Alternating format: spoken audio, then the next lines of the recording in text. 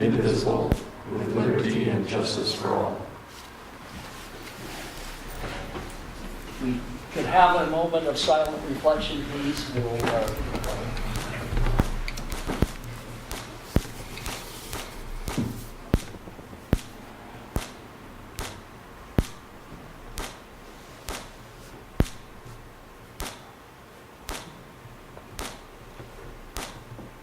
Thank you all very much.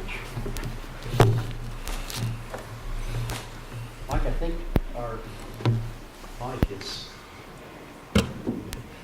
Doing that, Mike. I did it last time. Mike or Mike. Yeah.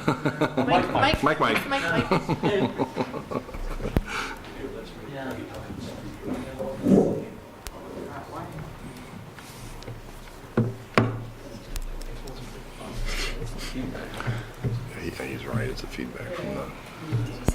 Well, before us, we have a consent agenda approving this evening's agenda, approving council minutes from March 13, 2018, approving the consent agenda and excuse Councilmember Nyhagen this evening. Does a public comment on the consent agenda? Oop, I left that out, didn't I? Oh yeah, where did that go? Let's add that. Well, let me back up and say now's the time for our public comment period. Anybody wishing to address the College Place City Council, please step forward to the microphone, state your name and address.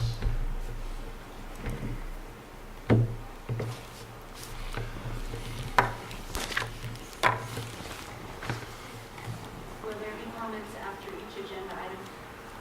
Yes. Okay.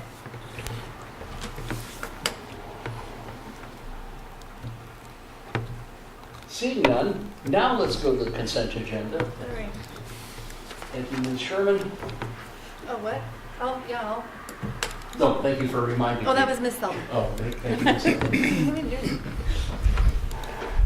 So, consent agenda is approving this evening's agenda, approved council minutes from March 13, 2018, and approving this consent agenda and Councilmember Nyhagen's absence.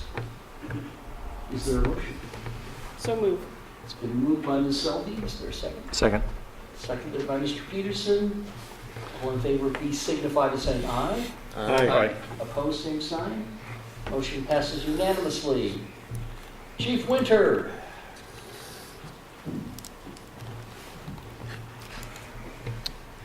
Good evening. I wanted to just take a brief opportunity of thanks to all of you for allowing us to hire Patrick Evanson. He's the newest employee, come on up, for the fire department. It's been 10 years since we've hired anyone, so it was a new experience for all of us. You get old, 10 years, it's like a brand new event. So, we would not have been able to hire this position without the leadership that you all have shown and the support you've given to us, and we really do appreciate that. Patrick was a volunteer with us, and then he went and worked a couple of places and said, you know what, Walla Walla's the place I want to be, and he's come back, and we're just Well, hopefully, take over College Place. we're tickled to death to have him, and he's a great fit in our organization. You certainly may say a few words if you like. I understand how much time and effort it takes from a lot of people across the board, from the citizens to the city council, to the fire chief and the other members of the fire department, to make an opportunity like this available. And I'm just so full of pride and honor and thanks and appreciation for that opportunity to be allowed for me. I'm excited to give back to our community, so thank you. Thank you.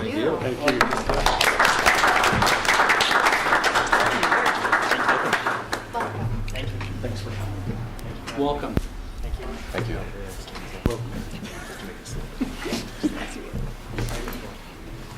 And the ticking has nothing to do with us. I'm trying to hire for the bomb squad, I guess.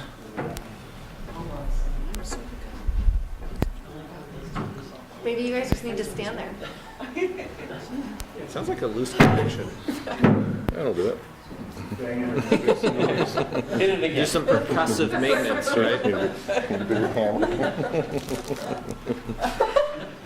Is You it that can see mic the or is it a screen different there. one? Is it one of ours or? It's probably yours. Okay. Get the maintenance hand. Moving right along. Blue Mountain Regional Trails, Mr. Ricard. Thank you. Yes. This process really started back in 2015 when the Community Council, their group got together and created this document. It's a report on what they do is they get citizens together to tackle community concerns, essentially. And their summer project was enhancing outdoor recreation opportunities.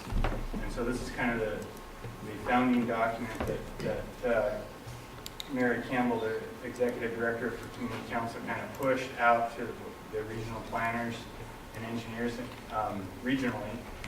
And she kind of herded the cats together, over 18 plus communities, local governments, including Walla County, Umatilla County, Columbia County, Dayton, Waitsburg, Prescott, Burbank, Walla Walla, Milton Freewater, the ports, the National Park Service, RCO was involved a little bit, and The RCO is the a, Recreation Conservation Office, sorry, and came up with the Blue Mountain Regional Trails Plan. It was a plan that the vision basically was to develop a community-driven, locally supported regional wide network of bicycles and pedestrian routes and non-motorized trails to provide outdoor recreation opportunities, mobility options, and connectivity within the Blue Mountain region that benefits health, mobility, quality of life, and livability and economic development. It basically developed an interconnected network of the existing trails that we have, how we're going to connect those throughout the communities, three counties, to provide safe routes to schools, parks, shift trips from shopping to walking and bicycling, from cars to walking and bicycling. It had a tremendous amount of public involvement. We had 2 rounds of public workshops, 8 sessions totaling just under 1,000 comments collected. There was a project website developed. It had over 20,000 hits. Just an amazing, from a public involvement standpoint, that it was a huge success.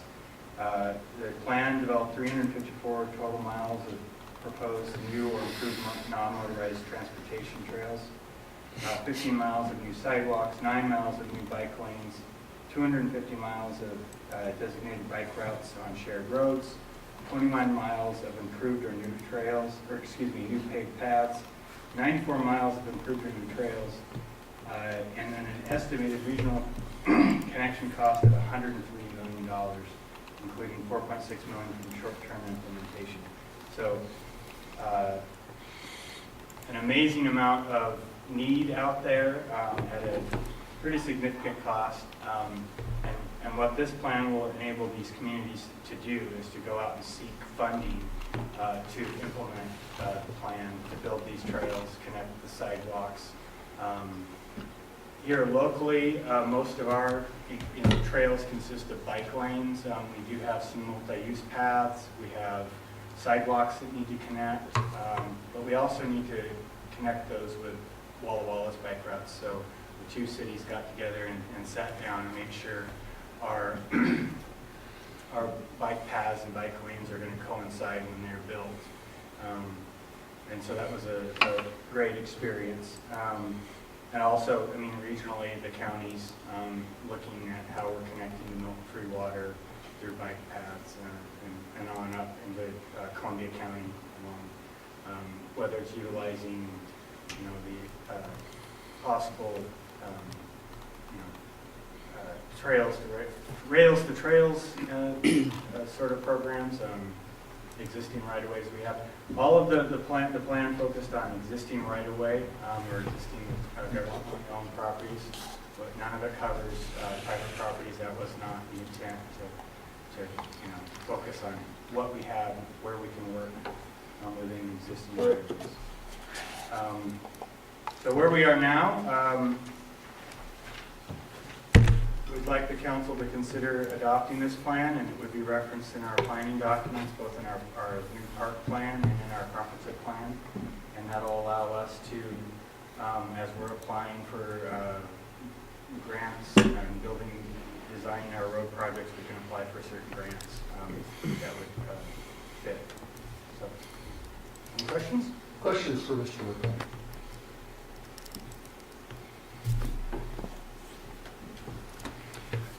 Ms. Zilli? So does this provide us access to or highest rating on grant applications? The fact that we have this really cool, highly, Yeah, I mean, most granting agencies want to see that there has been planning done, and so that's what this would help. This would do. It shows provide a need and public involvement, and that helps.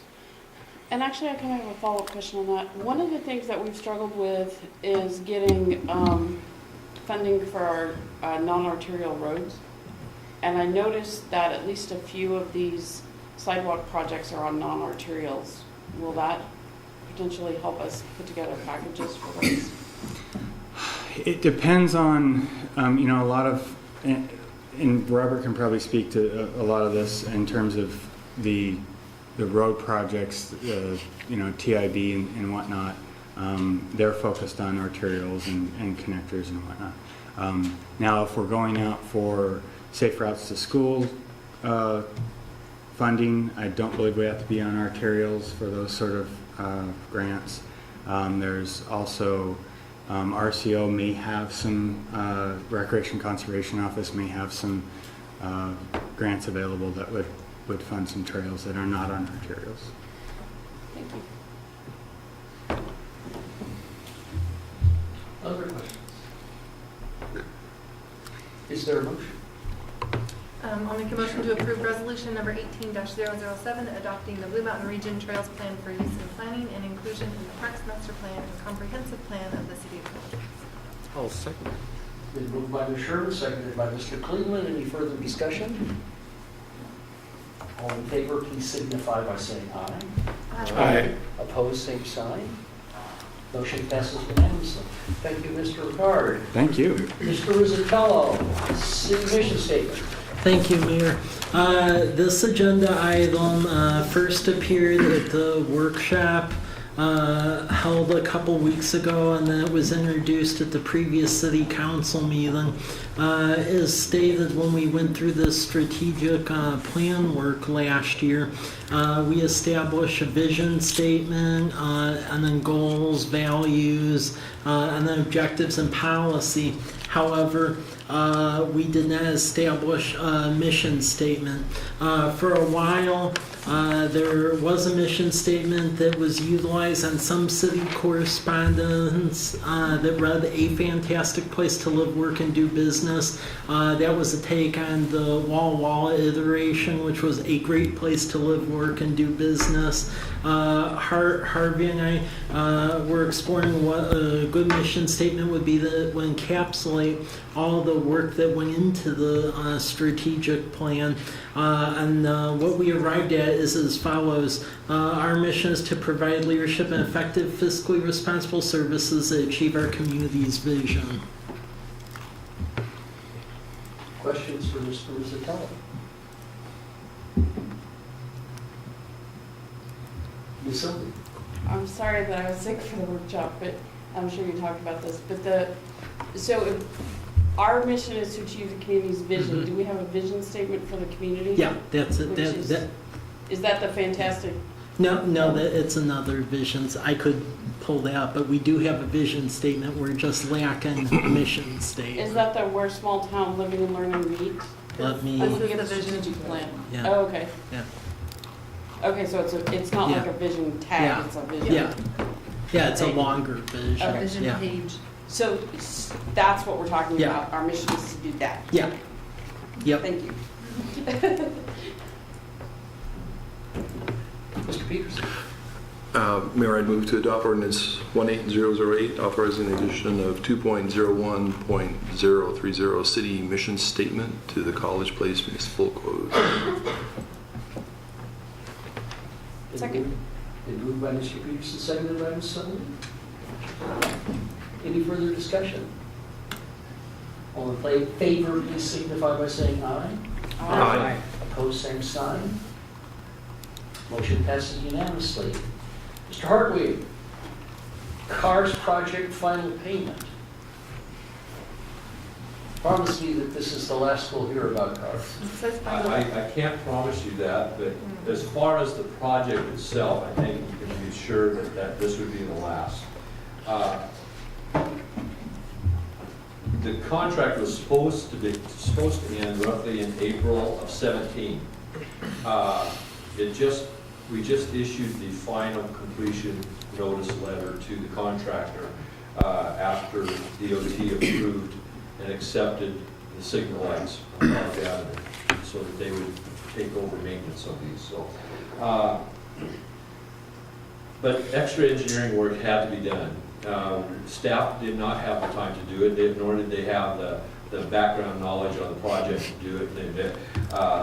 Because Keller was committed to the project, they did extra work. They do still have to do final completion work for the contract, do all the paperwork, final paperwork, and assist in the final audit with WashDOT. And they were sending us bills with no balance, just to keep track of work that they were doing to further the project along. So they recently came to city staff and asked if we could look at doing a supplement to get reimbursed for that and finish the closeout of this project. And they came up with a total amount of $42,000. That makes the total CE or construction engineering budget come out to $1,280,300. So we are coming before the council to ask for authorization for the mayor to execute supplement number 7 in the amount of $42,000 to close out this project from an engineering standpoint. There is a possibility that the dispute resolution board that we're looking at after in mediation and with the contractor will involve Keller. At that point, then if we win, then I would imagine they would ask for some reimbursement on that. But that's separate of this, and that's only if we win. Yeah. So. Mr. Rizal. And I would just add that all of these invoices, we had our city attorney review it, and Andrea recommended that we pay this going into dispute review board. Questions for Mr. Hartwig? Ms. Sullivan. And where would that come out of our budget? Do we have money left in the budget for that? We do have quite a bit of fund balance left in the economic development fund, which is the fund that the CARS project was paid out of, so we do have some cash available. Okay, thank you. Other questions for Mr. Hartwig? Is there a motion? Well, Mayor, I would move to authorize you to execute supplemental agreement number 7 with Keller Associates for the final engineering costs on the CARS project. Second. Oh, Heather beat me. Moved by Mr. Peterson, seconded by Ms. Sherman. Any further discussion? Seeing none, all in favor, please signify by saying aye. Aye. Opposed, same sign. Motion passes unanimously. Mr. Hartwig, our favorite subject for the month, recycling.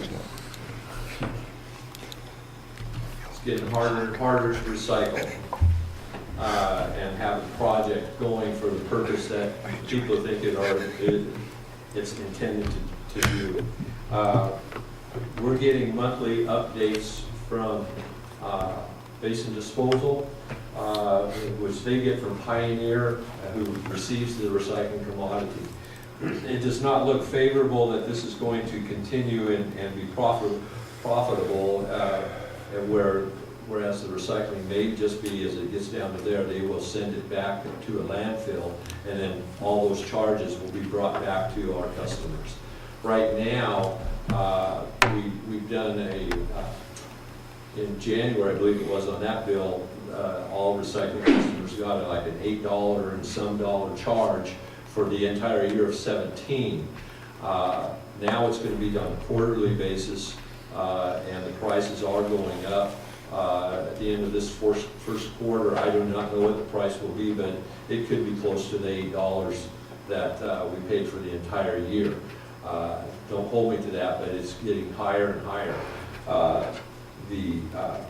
So the question is, included in your packet were some articles from the New York Times, and then summaries for 2 months from the Pioneer Recycling to basic disposal.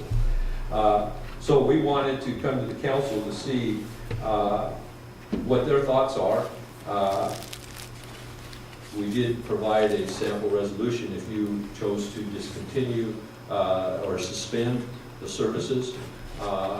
Doesn't mean that they couldn't be started in the future, but right now, the worst thing is not necessarily the back charge of the commodity cost.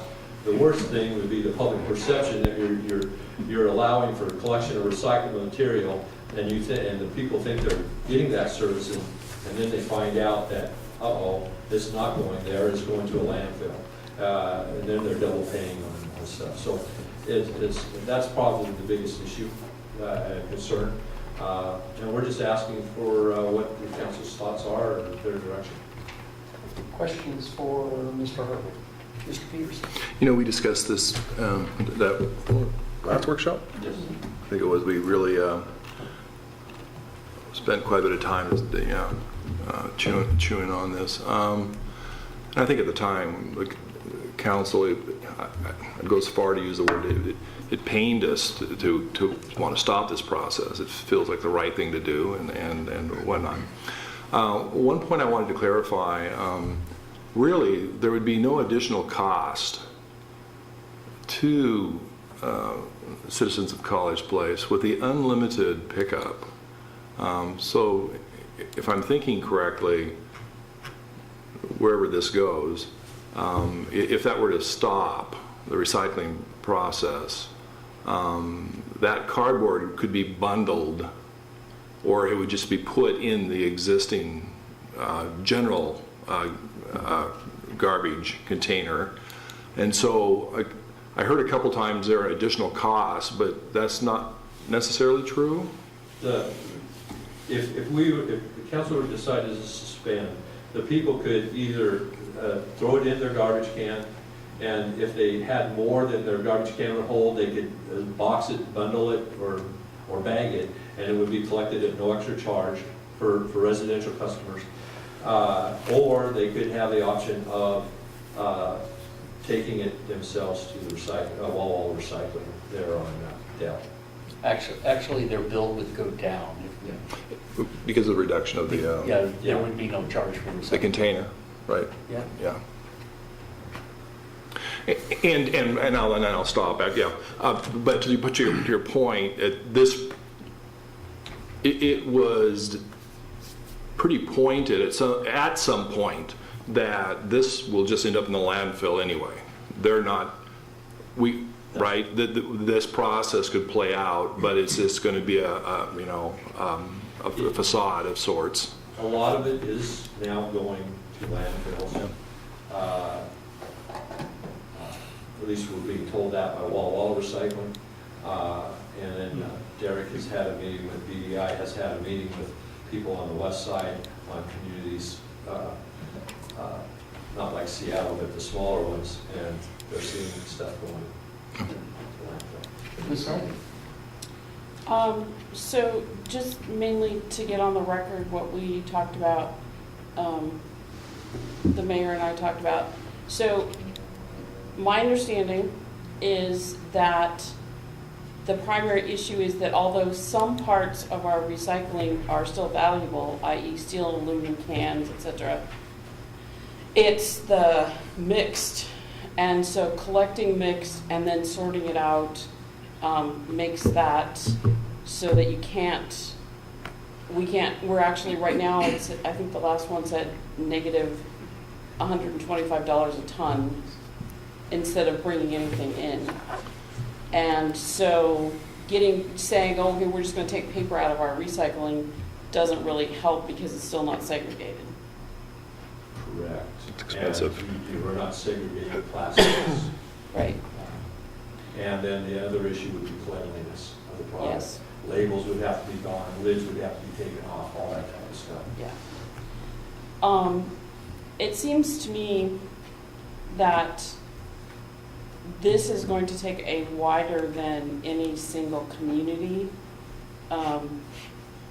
effort. So it does seem to me that we also ought to be pushing the Association of Cities to be pushing for a broader effort. Because it's never made sense to me that it makes sense to ship things across the Pacific Ocean, make things out of them, and ship it back. But that's economically where we've been doing for the last X number of years. There's another issue involved in this, and one is that now Chinese internal economic market is such is they don't need as much of our recycled materials in order to service their manufacturing process. And to your point about sharing, one of our neighboring cities will follow our lead. This is, in our conversations, we believe it's unethical to let people believe that we're recycling and then have it go to a landfill. Essentially, they're paying twice to dispose of something. And in fact, then there's the overhead of trucking it to 250 miles to Portland and then having them truck it back to Boardman or to Arlington to dispose of it. So it is a complex situation, compounded by the Chinese demand that there be less than 0.5 of 1% quotes unquote contamination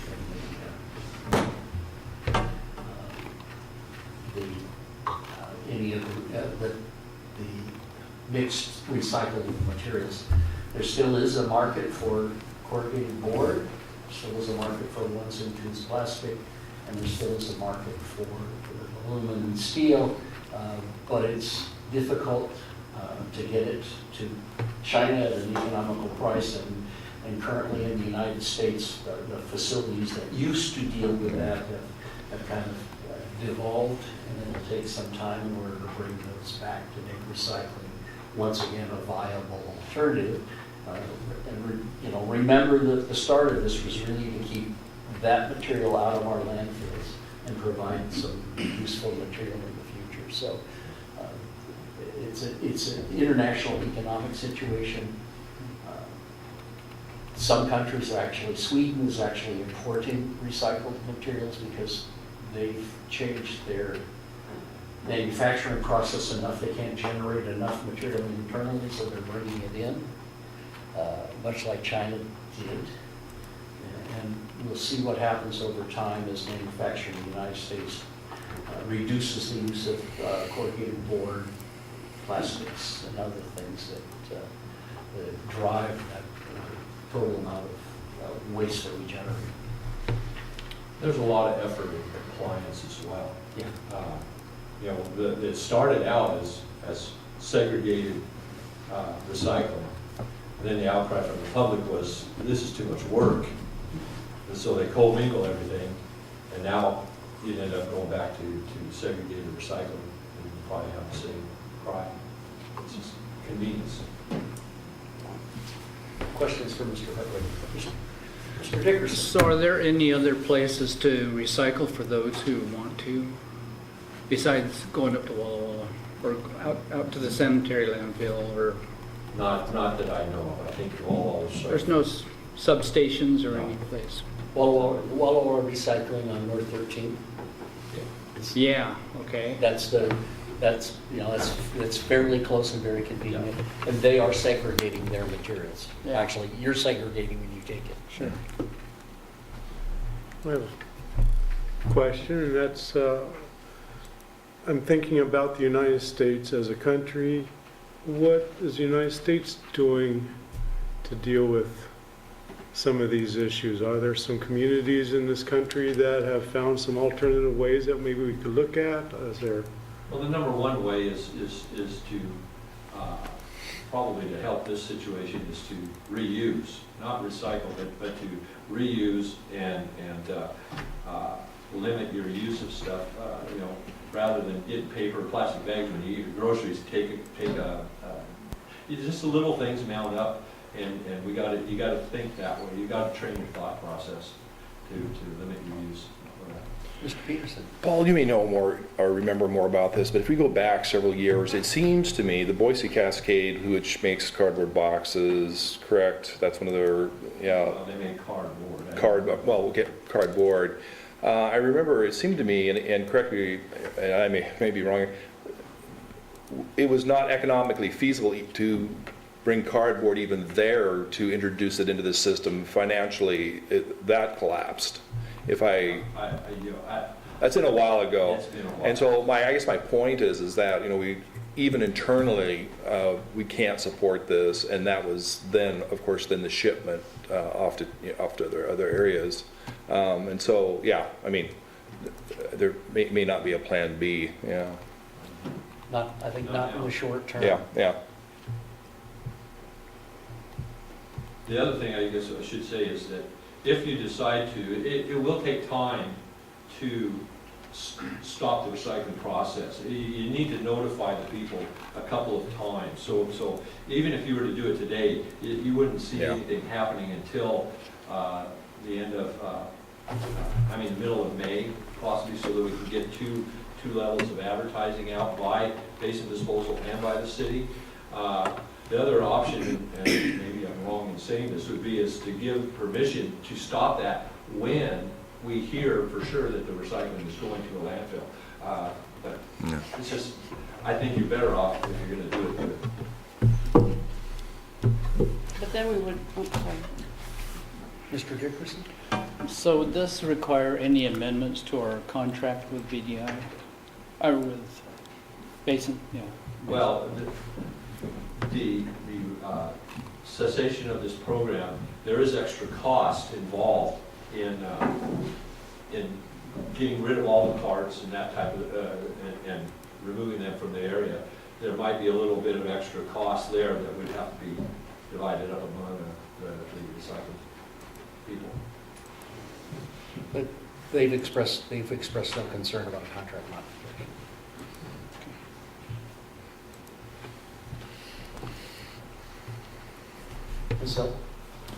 So, but if we waited until we get the word back, so what happens is once a month, BDI sends the stuff to their contractor, and then once a month their contractor sends stuff back. And so the latest thing we had said, so far we haven't sent anything to the landfill. But if we wait until they send something to the landfill, and then they report to BDI, and BDI reports to us, and then we do 2 rounds of, we'll have a lot going to the landfill. Yes, that's correct. So,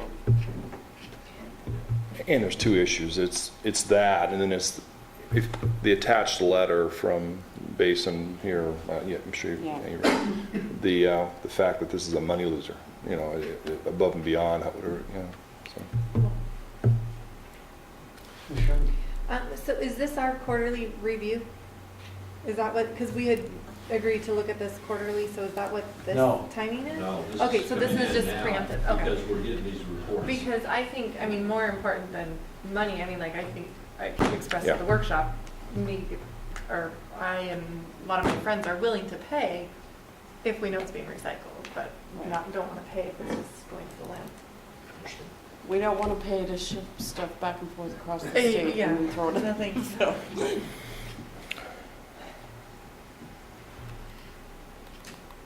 Mr. Bobbin? I see in this recycling notice dated 3/9/18 that is talking about the mixed paper has declined 113%, and even the cardboard has declined 67%. And it's those 2 streams, constitute 75% of the total material in their recycle stream, right?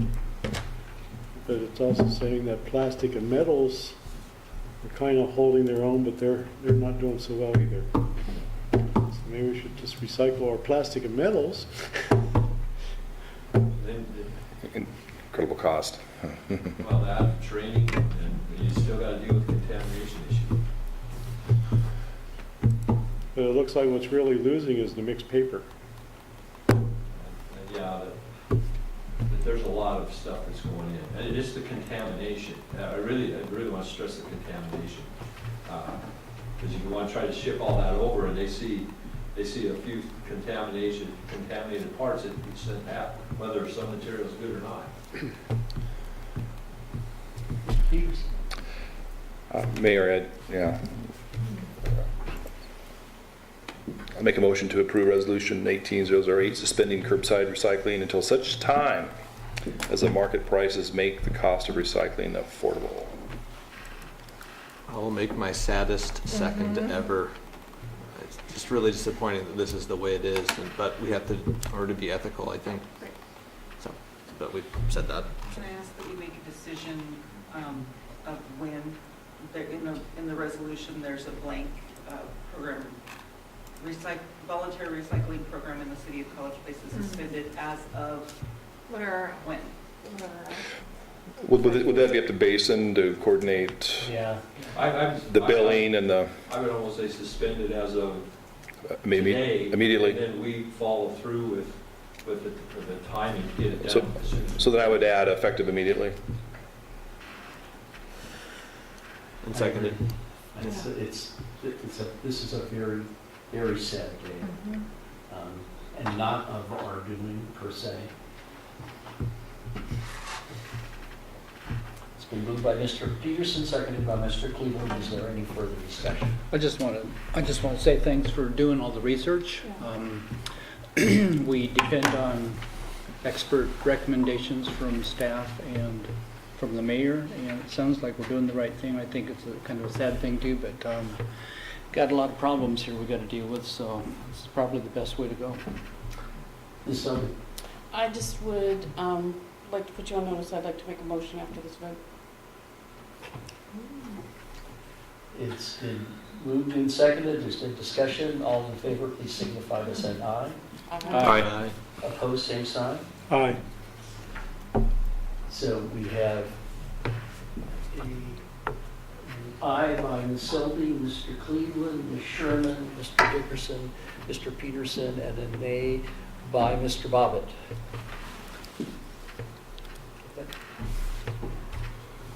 Motion passes. Ms. Selby? I move that we direct the mayor to request the Association of Washington Cities to look for ways that cities can improve reuse and promote opportunities for recycling in Washington State. Second. It's been moved by Ms. Selby, seconded by Mr. Bobbitt. Ms. Neisel, did you get that down? Thank goodness for recordings. I got the gist. So I believe it's been moved and seconded that the council directs the mayor to work with the Association of Washington Cities to look at ways of improving reuse and recycling. Is that the gist of the motion? Any further discussion? Mr. Dickerson? Well, see, the council's not trying to tell administration what to do, I don't think. And you probably feel free to do that anyway, right? Yeah. Yeah. And so we're not trying to micromanage or anything. It's a good idea. I don't see anything wrong with a kind of a motion, just for the record. Yeah, and to be clear, my motion was for the mayor to ask AWC. I'm not envisioning that you personally need to lead some big charge. But, I mean, you got time, sure, but. I've got a charger and a windmill. What would you like me to do? Get a donkey. No, Sancho isn't here. So I'm thinking what you need to do is more on terms of a letter. Thank you, ma'am. Publicly or It's been funded moved and refineries. seconded. Is there any further discussion? Well, just a- All in favor, please signify by saying aye. Aye. Opposed, same sign. Motion passes unanimously. Thank you. Thank you, Mr. Hartwig. Chief Winter, Emergency Management Assistance Compact. Good evening once again. As you are very aware, since 1980, natural disasters have increased 40% within our nation. Some of which requires a response outside of our state boundaries to be good neighbors to other communities outside of our state. The agreement we have in front of you allows us to participate in the program, does not mandate us to participate in the program, but does allow us that if Idaho called and needed assistance, we could respond. They do reimburse for our expenses, they do pay for our equipment, they do pay for our personnel. But without this agreement, we don't have a way to leave our state boundary real well. So I'm asking for permission for the city administrator to sign this contract, or agreement, sorry. Questions for Chief Winter?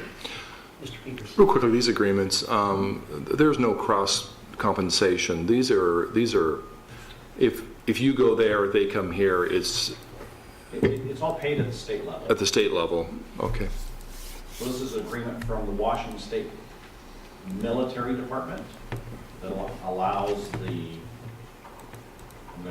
I'm going to massacre this acronym, EMAC, Emergency Management Assistance Compact. which is an agreement between all the states, all 50 states and territories and all that, and Okay. allow resources to go interstate and be reimbursed and covered by insurance and all that based upon the state they originated. Okay. Thank you. Mr. Cleveland. Assuming there's no further discussion, I'd like to make a motion to approve the city administrator to sign the intergovernmental agreement for EMAC, Emergency Management Assistant Compact, and PNEMA, Pacific Northwest Emergency Management Arrangement, assistance between the Washington Military Department and the city of College Place. Second. It's been moved by Mr. Cleveland, seconded by Ms. Sherman. Is there any further discussion? Seeing none, all in favor, please signify by saying aye. Aye. Opposed, same sign. Motion passes unanimously. Thank you, Chief. Thank you. Ms. Kilgore, BIAS contract labor. Okay, so this agenda bill is asking for authorization to enter into a contract with Bias Software, who is our software provider, for accounting services this summer when I am out for a couple months. They provide accounting services for a lot of small cities that don't have enough staffing, so this is a regular thing that they do. I've been working on this since January, trying to find someone to come in and keep things moving while I'm gone. I checked with Bias, I've checked with Kaufman, and we've also reached out, Mike and I, to another retired finance director from Eastern Washington. He ended up just not being a good fit and was out of our budget range. Kaufman didn't have any resources available, so that kind of just left Bias. I feel like they'll do a really great job. I did budget money for this for the year, so I think I budgeted $10,000 plus for some kind of temporary help this summer, whether it be an intern or whatever. This bid came in at $9,010, and that was with them graciously giving us a 15% discount. So I know this is the first time you've seen this, but we kind of wanted to get them tied down as soon as we got the estimate in hand. So I'm just asking if you would consider doing that this evening. Questions for Ms. Kilgore? Well, I do have a question. Mr. Dickerson. We've talked about this a lot, and I can't remember if we budgeted money for a deputy finance director. I know we talked about it, but has any further thought been given to looking at some help Not yet. inside? Not yet. Okay. Ms. Sherman. I'd like to make a motion to approve the acceptance of bias quote for budget preparation and month-end closings in the amount of $9,010. Second. It's been moved by Ms. Sherman, seconded by Ms. Selby. Any further discussion? All in favor, please signify by saying aye. Aye. Opposed, same sign. Motion passes unanimously. Thank you, Ms. Kilgore, and promise you, we'll be back. I should have made that part of it. Yeah, we should have done that. but- Should have been part of the motion. Missed opportunity. Missed opportunity. The attorney will leave the room. Mr. Ricard, Phillips annexation, 211 Northwest Evans. Okay, we have a small annexation, 1.25 acres up on Northwest Evans. It's this lot that is near the old onion shed thing. It's near the tracks. The access to the property is a 20-foot private easement that comes between these two houses here on Evans. So this is the piece right here. And then in your exhibits, there's an actual, you can see the survey of the property. Mr. Phillips will build a house there this summer as soon as the annexation is complete. And he would like to connect to our city sewer service, so that's why he's annexing. It's in District 14 water. So the purpose of this evening's this topic tonight is to decide whether to accept, reject, or geographically modify the proposed annexation, whether the city will require a simultaneous adoption of zoning regulations, and whether the city will require assumption of all and any portions of existing city indebtedness, and to also set a hearing date for this, and the proposal is April 24th, 2018 for the hearing. What's that?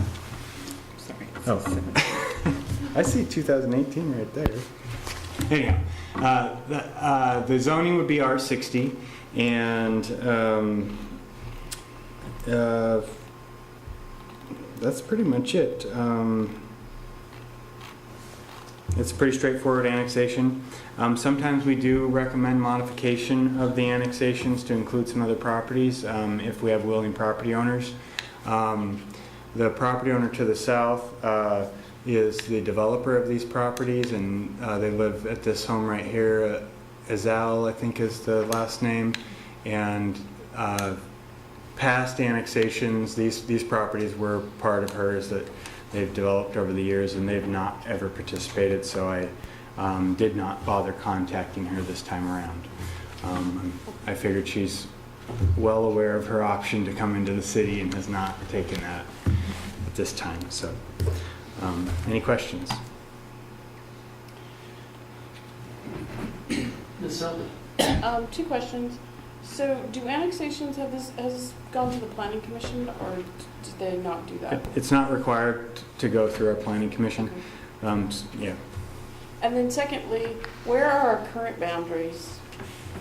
So this dotted line is our current boundary, so it's contiguous, this pink.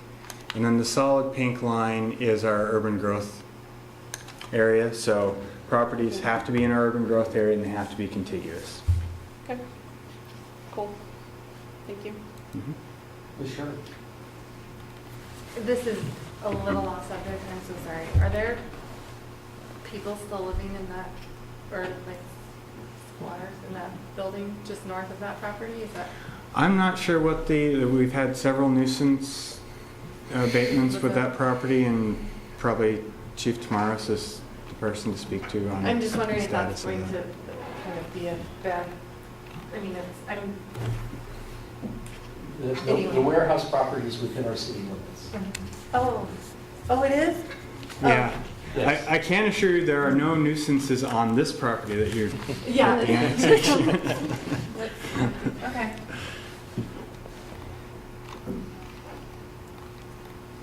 Any other questions for Mr. Ricardo? Is there a motion?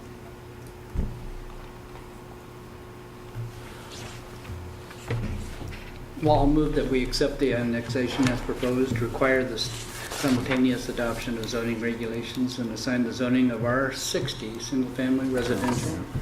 Require the assumption of all or any portion of existing city indebtedness by the area to be annexed and set a public hearing date of April 24, 2018. Second? It's been moved by Mr. Dickerson, seconded by Mr. Peterson. Any further discussion? Seeing none, all in favor, please signify by saying aye. Aye. Opposed, same sign. Motion passes unanimously. Mr. Brizatello, Historic Preservation Certified Local Government Grant. Okay, thank you, Mayor. Since the City of College Place is now a certified local government, we have eligibility to go after certified local government grants, in which we would be able to hire a consultant to look up history of buildings in the City of College Place. It's proposed that we'll craft a grant application for any buildings that are over 60 years of age or older in the city.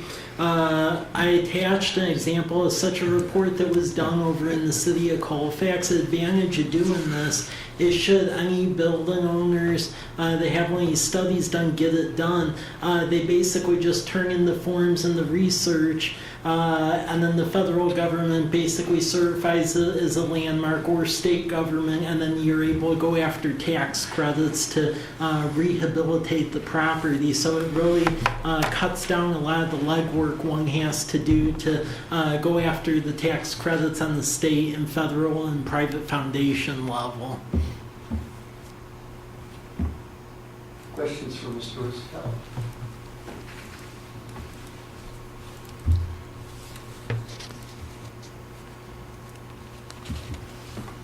Seeing none, thank you very much, Mr. Rizzatello. Chief Tamar, Special Event Processing, Streamline.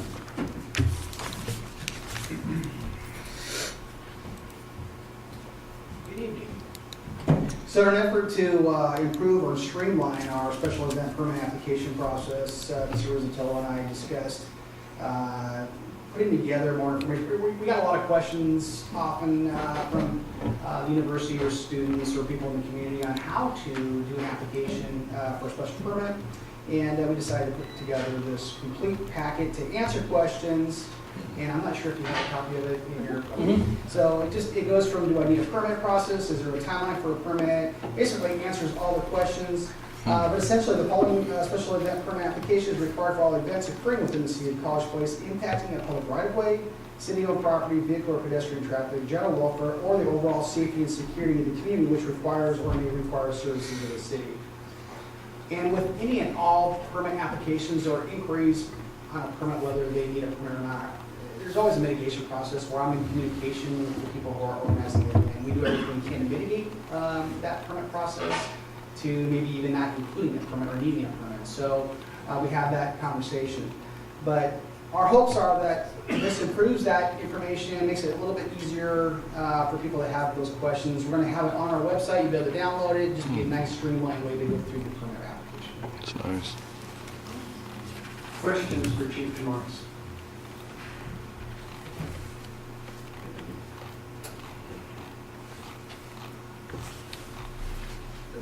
This is I don't know if this is the appropriate time to ask the question. This is a perfect time, since apparently the city council doesn't have any questions. Please step forward and state your name and address. To the microphone. Yes. Please. Okay. My name is Douglas Tilstra, and I am representing Walla Walla University. I'm a resident of College Place. I live at 1016 Southeast Crest Lane. Is that what you need, Kimmy? Okay. And real briefly, we have some questions about how this could be interpreted, and we just want to make sure that there's good communication, because the way that the document reads, it looks like it could be limiting if it were not clearly understood. That we started some communication, and I have a letter here Would it be okay if I read the letter, or shall I just enter it, hand it to you to be entered into the? Why don't we enter it into the record? Okay, so let's do it that way. The main thing is we want to make sure that there's good communication and that there's not a misunderstanding, and we have to permit large classes, for example. The way it read literally, it means that every time we have a class over 100, possibly we'd have to get a permit. And we just said, that's probably not what you intended. That was the sort of thing that we just wanted to make sure there's good, clear communication. Great, and I think working with Chief Damaris and Mr. Rizzatello, we can make sure that we can iron out any of those concerns that we may have. Thank you so much. You're very welcome. That kind of raises a question for me. Just like, you know, if a university has like a special event where they're drawing large. Oh. Good thing there was two of us coming along. Jody reminded me that really the bottom line is we wanted to make sure that before this was voted, that we could have that communication clear. And we're specifically asking for suspension before this is voted. Well, We're not voting tonight. we are not voting tonight. Okay. That's good. Just for your information, things come before the city council usually at least once in an informational report, sometimes twice. If there's questions, we'll run it through a workshop where there's much greater chance for interchange than in the council. And that we encourage you to work with Chief of Police to make sure that all of that is clarified. Thank you so much. You're very welcome. And just so that the council's aware, I did have a representative from Iowa University as a stakeholder meeting to give us some input as draft. And after meeting with Mr. Tilstra, we can certainly address those issues in finalizing it for the next week. So should be wrong, yes. And I just wanted to clarify, it looked like that the intent was that the only proposed change in regulation is requiring insurance. That's correct. Everything else is this is just a nicer format to comply with our current regulations. That's correct. Okay. And the biggest thing to look at is does it impact the city? Right. So that's the biggest thing to look at. So, and then that brought us to the amendment that you're just referring to, the nesting insurance, if you're ready. Mr. Peterson? Or So very large events put on by the college, and they have a couple of them. Do you incur additional expense during those? An example is the longest table. I probably got that wrong. That obviously would be something that you'd be interested in this covering. You incur obviously additional expense during those type of activities, but that's just absorbed by your budget. That's just an assumption. Or what were your thoughts on that? That's a great question. So we did contract with the University Church last year on the longest table event, and we contracted to have law enforcement services. So they supplemented our staff with a overtime contract. Okay. So we provide that for them because they did close down 4th Street. So anytime a city street is closed, we have a requirement that a law enforcement services contract is included in that, so that we can supplement their event with the proper security and officer presence. So what we're trying to do is reduce liability to the city and also reduce liability to the event organization and ensure safety and whatnot. You know, and I applaud, I think it was this last time, I applaud the, I don't want to go as far as to say barricades, but at the ends, at least of that street, to put up an obstruction of sorts without, I know there's issues of emergency vehicles having to have access and whatnot, but I was very, I was very pleased to see that as far as a safety issue. And one of the things I'm doing is when I meet with the event organizers, we look at everything, including homeland security perspective. And we're not just putting yellow tape across roadways anymore. Our world's changing, so we are putting vehicles across roadways. You know, as we've had lessons learned around the world, so it can happen in our community. And what we do is we put cars across the road, but we also staff that vehicle so that vehicle can be moved during an emergency egress situation. So I'm very much looking at those types of things. Yeah. And that is a concern for me. So, and we had a great conversation with event organizers, and we haven't had any issues with any of that. No. Thank you. So would graduation and like other church events require a permit then? Not necessarily. Those are, a lot of this might just kind of be an introduction so that there's better communication. And that's kind of my hopes, so that if they look at this and they kind of think, hey, this may impact my event, that's when they reach out to the city, me or someone in the city, and we sit there and talk about what needs to be done. Maybe there won't be a permit needed, but maybe it will. So if it impacts traffic, parking, if it requires employees from the city to be involved, then probably yes. Okay, so it sounds like you're gonna kind of take it by a case-by-case basis with them. Yeah, it starts with communication. Right, yeah. Yeah, and we'll mitigate those events as much as we can. And I've done, we've mitigated several of these already. Chief, is there any gray areas between regular events and special events?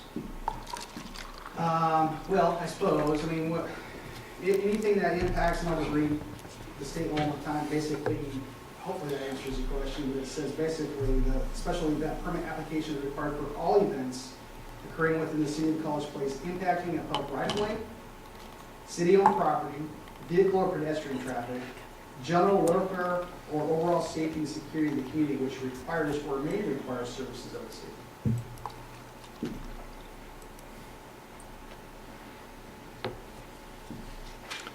We want to make sure that we can provide the event, the security and safety that's needed for the event. So, and sometimes that's just communication. So, the point Mr. Tolster brought up, and we'll meet again and talk about his concerns always, for a classroom.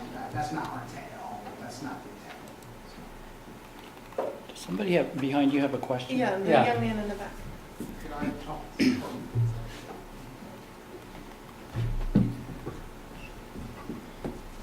Good evening. My name is Courtney Bryant. I live in College Place. My address is 116 East Whitman Drive, and I'm the Director of Security at Walla Walla University.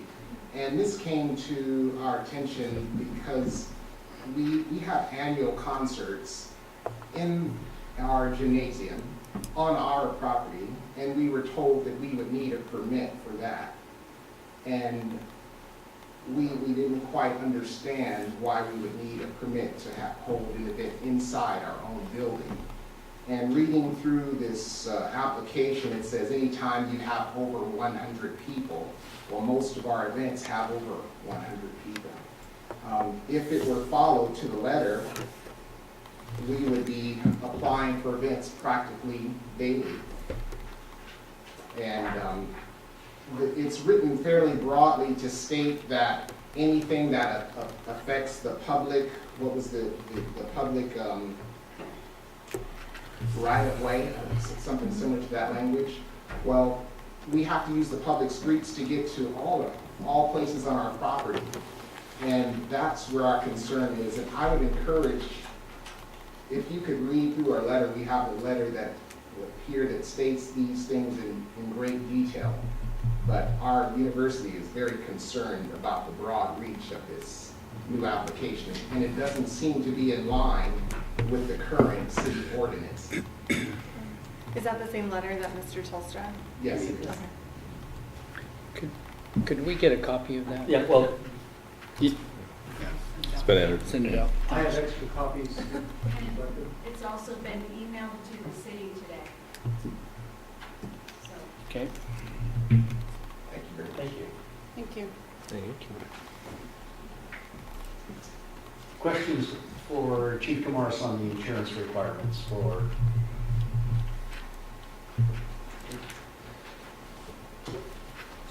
Not on the insurance requirements, but have we considered a group rate for Great. a bulk rate or a group rate? All right, so the permit right now for the city is $50. Yeah. Yeah. So, that's, no, I'm not. Well, for maybe, I was just thinking outside, just out loud here basically, but I'm thinking like, if there's an organization, for example, that has numerous events, having some sort of contractor agreement and understanding and maybe some sort of schedule. I don't know if that's a good idea or what, but. I don't think, respectfully, I don't think that allows us to mitigate each individual event. And it's not just for the university, it's for the entire city. So it's not a package deal for the university, it's for the entire city to be looking at if anybody wants to do an event or organize an event in our city. So again, maybe some of this language is a little bit broad, we can narrow that a little bit. The particular, so I try to answer some questions. Anytime an event, party, or activity expects to draw 100 people or more in the public right-of-way, Park Street, etc. I'm not talking about classroom, I'm not talking, so some of this is being taken out of misunderstanding, I guess, and we can clarify that with our language. I'll work on that. So. Mr. Peterson. Obviously, you guys are going to fine tune this thing after what we've got done, Sure. speaking. And I think it makes all the sense in the world that if there's going to be 27 academies show up here for a basketball game, you would want to know about that. Absolutely. If there's going to be 30 volleyball teams showing up and there's going to be outdoor soccer into the early morning hours, you're going to want to know about that. It's more, like you said, it's more of a communication device, not necessarily for you to give it a look over to see what the impact is on the city and that it's communicated to you, right? Questions for, other questions for the chief?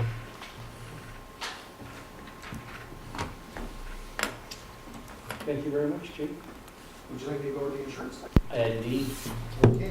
So in reviewing our policy and ordinance and in comparison with other cities, I've noticed that we used to, apparently I'm told we used to require insurance, and that was something that when the permit application was processed, we would require it, but there wasn't any language in our ordinance to require the insurance. So we've decided it would probably be a smart thing to do and be consistent with other cities, and we've required that we will now require special events insurance for each event.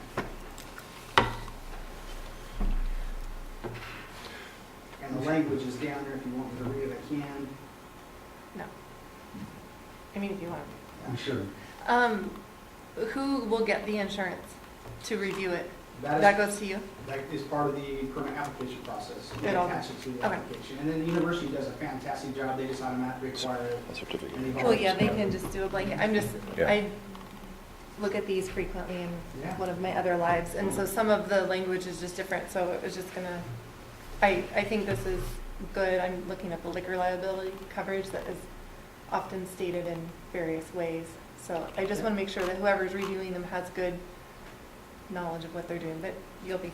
So the way the application is set up is I review it, I sign it, and then I take over to Mr. Rizzatello to have second eyes Okay. look on it. So we have two people processing it. Great.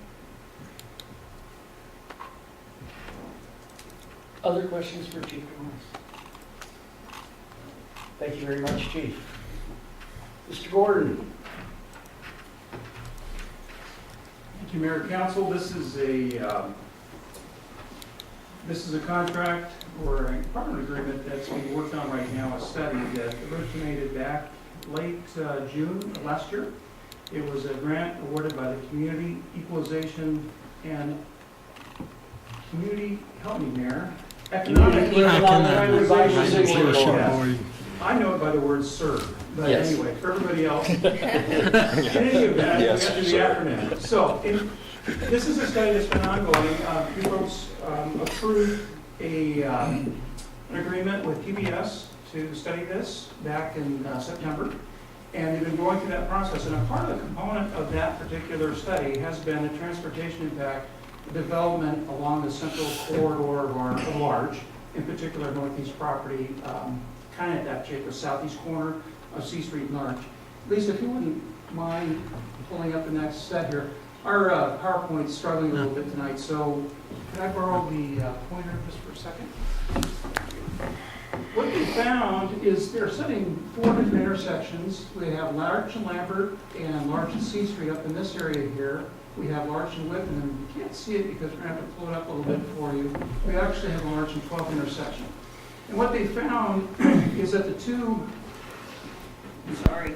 That's right, that's fine. Technical difficulties. That's fine. The other, Good gracious.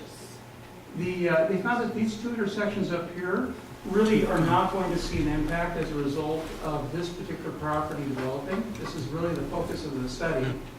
But they have seen, and they're projecting impacts to Whitman and also 12th Street intersections along March. So what they've done is they've come up with a short-term mitigation for that, and then a couple of long-term mitigations.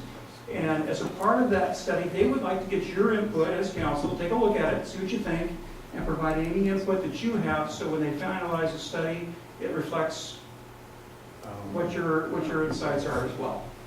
So why don't we go to the next slide? This could be a challenge. Thank you.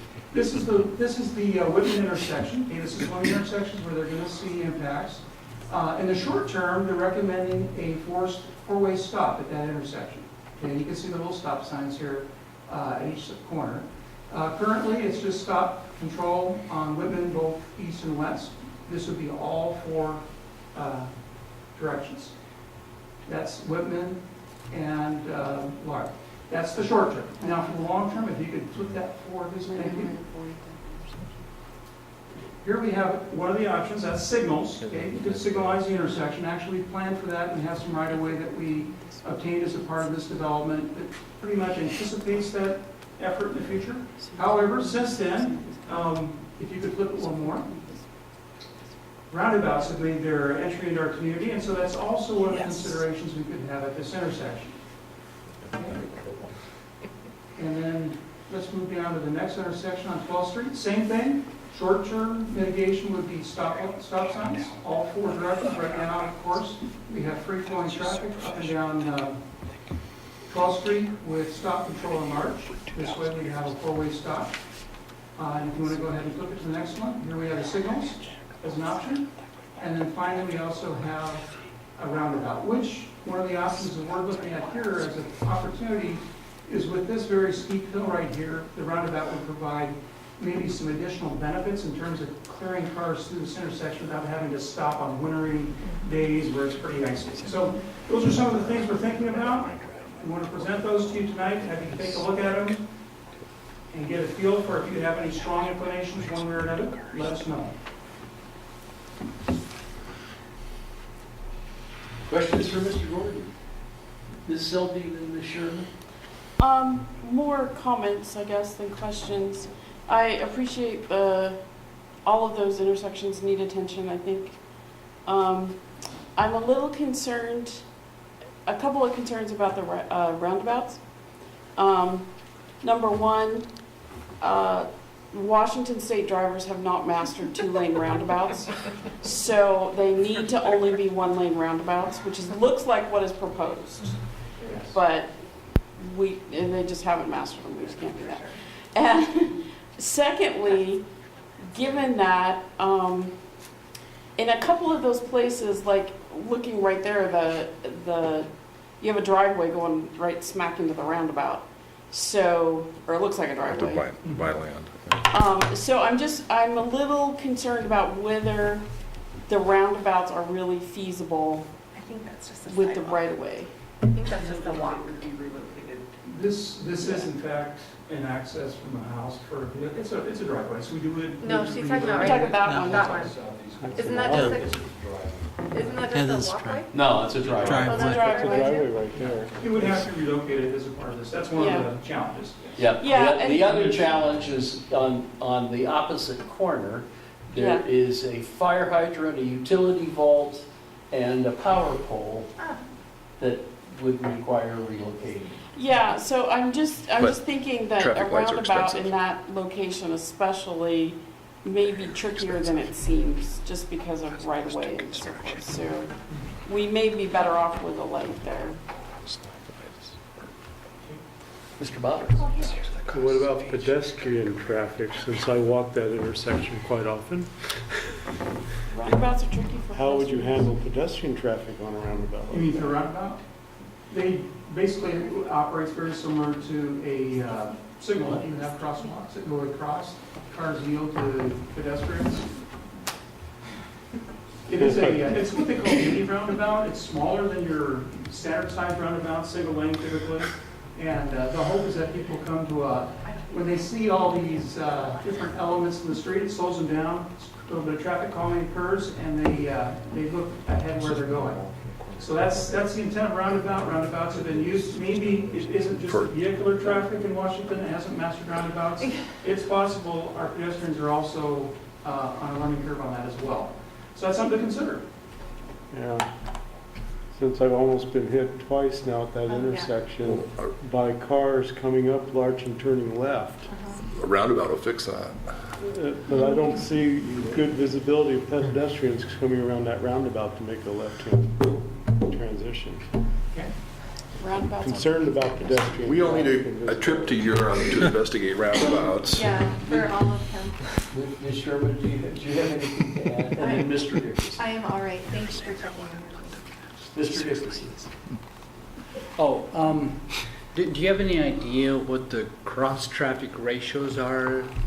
12th Street, I don't recall offhand, but in general, 12th Street's higher by I know things are 10 or changing. 20%. And it's not huge, but Is it like 80-20?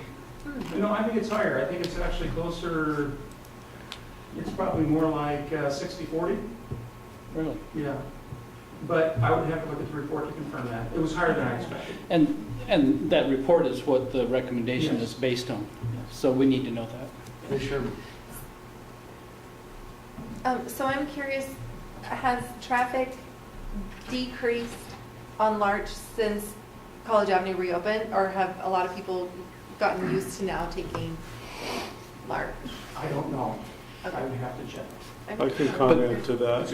I'm sure you can. Since I live on Larch, it seems to have increased. Really? But Since wasn't one of the points here was with the addition of the new businesses, did I make correct? We don't know what the future is, well, right. but we're assuming that the projection is going to increase. But I think a lot of our traffic With, is Walmart traffic. Yes. But with what's going on there next to Home Depot and that end, Yes, with the anticipation that development on the north side that we're looking at, if that were to develop, we would, and especially with the old Whitman Crossing project where we're starting development to the east of Larch on Whitman, we would expect to see more traffic coming through in the Larch north and south. So, but even if that doesn't happen, what's happening that we can see as we drive by today, that's going to affect the traffic on these roads, right? Yeah. Ms. Silver? Well, just a couple, and I assume that before we would ever build this, we would have a full traffic engineering, but roundabouts are not necessarily very pedestrian friendly. So we do need to take that into account, especially since I think 12th is supposed to be part of our big trail bike lane thing. And secondly, roundabouts do not, the idea, if we have a much higher from one way or the other, roundabouts tend not to work that very well because the people on the smaller road can never get in. So I'm fairly agnostic about the probability that a roundabout is going to work well at 12th and Larch. I can see it working really well at Larch and Whitman, but with the hill and the pedestrians and the right-of-way issues and the differences in traffic, we're going to need to look at that, have a traffic engineer look at that really carefully. and they are, I just cannot recall offhand what the distribution of traffic is between the two, and we will look and base our comments to them based on what we see. But we will convey the concerns on pedestrian traffic and vehicle traffic. So. Yeah, I think in that one, a traffic signal is going to be more likely. Mr. Dickerson? I agree. There's a couple processes, public process that we could use for this. We could just say public comment at council meeting, or we could have community meetings and invite people from the streets that are affected and from the general public and sit down and have a discussion and offer a recommendation. What would you recommend? It all depends on how quickly we want to get this done. If you want to go through a longer process, then I would recommend we have some kind of a public forum. I think the value in that is that roundabouts are kind of new still for us, and we haven't had necessarily the best experiences in some of the ones that do exist in our community. So an opportunity to at least talk about it, engage in it, and see what the community wants to do will be valuable. I guess the downside, if there is one, is just that it's an expensive process and the completion of the study, so. What's the time frame here? Mike, you recall what the, Well, I mean, the contract on this actually goes another year, and the other thing I want to caveat this with is a lot of the improvements that they were looking at, even analyzing projected future traffic counts, they were not suggesting making improvements on that Whitman one for a number of years. Likewise with the roundabout perspective, the only thing that was an immediate near-term thing is that they definitely suggested turning 12th and Larch into a four-way stop immediately. That's what was in the report. But anything else beyond that, there was a pretty good sized time frame too.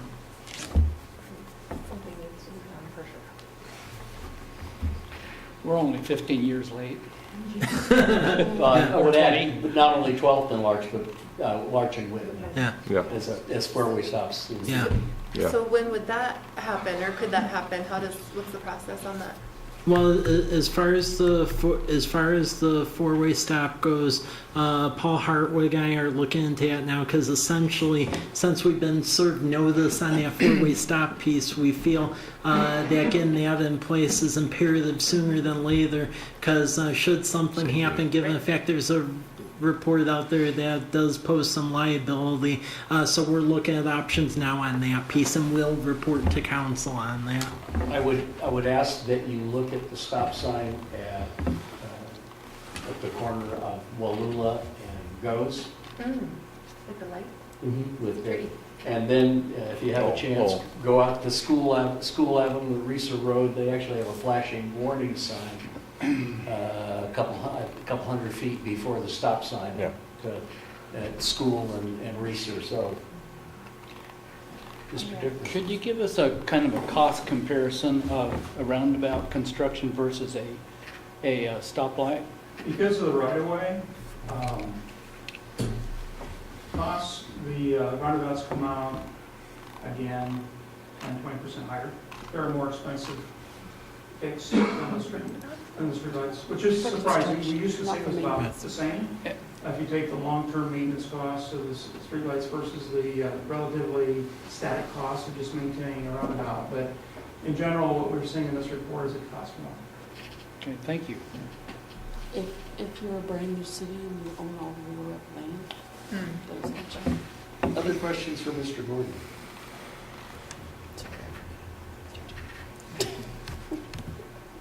Thank you, Mr. Gordon. Mr. Rizzatello, Community Development Block Grant Sidewalk. Okay, thank you, Mayor. This agenda bill is basically looking at an issue that I know has long been an issue in the historic core of College Place, which is the fact that we lack sidewalks on many of the streets over here. So since I've been here, I've been trying to look at alternate ways to fund that issue. One such way that recently came to my attention is that there's now a call for community development block grants again from the state of Washington. There's 2 census block groups that qualify us for CDBG funding, and they're in the attached maps. The first census block group is basically the area around Walla Walla University, going from Ash to the east, Academy of the west, and then the railroad tracks and C Street to the north, and then approximately 4th to the south. The other one is really along the core of College Avenue, and that goes from basically 4th down to 13th, and then Birch over to Davis, essentially. So in looking at this, because we're going to have to tailor this grant application to exactly what we want, I tried to develop a map showing where the sidewalk gaps are and what would be the most advantageous ones to go after, because in order to get the grants, they're very competitive, and they look for a couple of things, whether they're facilitating connectivity, whether it's filling in legitimate sidewalk gaps, or let's say there's part of a sidewalk but then it just ends at nowhere, full benefiting residents of qualifying block group. So for example, Birch Street, the street I live on over there, there's no sidewalks on both sides of it. However, unfortunately, that street is in 2 block groups, and one of the block groups doesn't qualify, so it would put it in jeopardy if we threw Birch Street in the mix. And the existence of partial sidewalks. So if you look at the 2 maps I proposed, basically the brown-red color are sidewalk apps, but ones that aren't recommended. The purple, pinkish color are the ones that are. So I will go through them briefly.